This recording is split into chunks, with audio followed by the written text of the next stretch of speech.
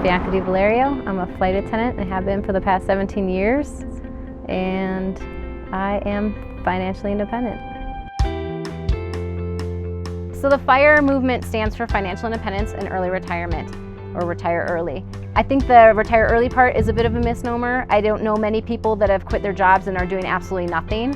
In general, most people are doing at least some kind of side work or passion project. So I bought my first place at 24, which began a love affair with real estate. When the market crash happened in 2007, 2008, I lost 3 properties in short sales in a span of 2 years.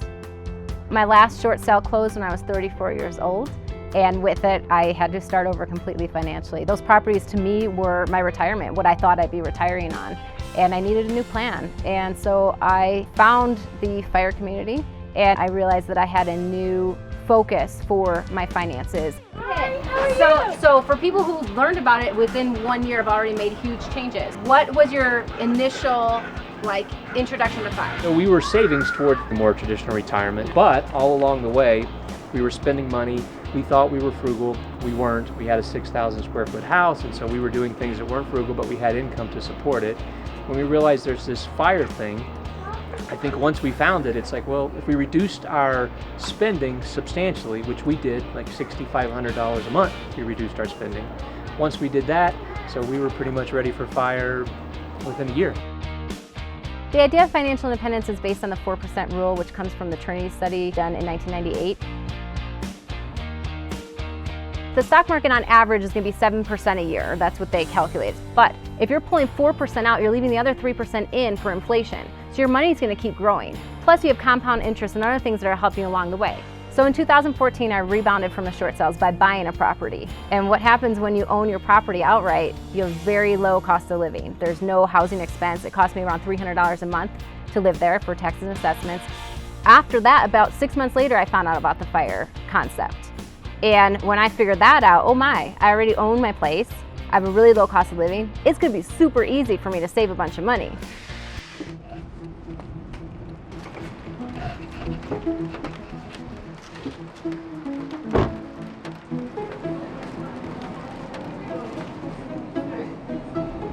So basically in an airport, a crappy salad would be around $8, but a salad with salmon and all these different things on top of it would probably be around $12.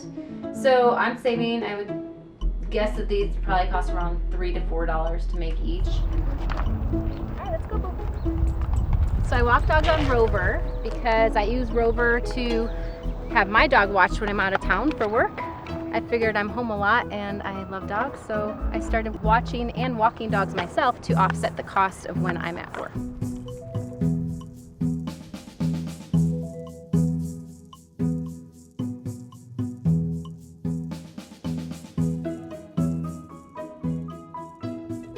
In 2016, my total expenses for the year were $18,278. So that's a pretty big difference, about $60,000 that I saved. In 2017, my income went up a little bit. It was around $89,000. My spending also went up a little bit to around $24,000, but still a good savings. So the way that you get to that calculation is taking your yearly expenses, which is why we track our spending, so we know exactly what we're spending, multiply that by 25, and that number should be what you have invested so that you can pull 4% out yearly. I've saved enough that I theoretically could retire right now based on the 4% rule. However, I'm still working my job because there are a few things that I'm still unsure of. One of them is healthcare. You know, my job provides me great health care for $13 a month. I've stayed in my job a long time. I've been a flight attendant 17 years. I didn't do this overnight. I didn't go from making $14 an hour to making $60 an hour, which is where I'm at now. I'm not saying that this is attainable for everybody, but I am saying that there's almost something that everybody can do for their expenses, and I think the first step is to start tracking your expenses.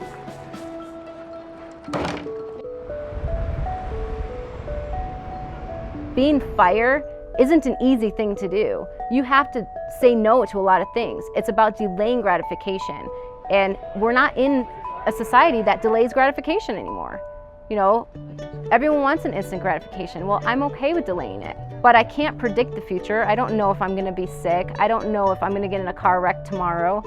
I don't know any of that, but what I do know is that if I do, I'm in a better financial situation to handle it than most people are, certainly most Americans.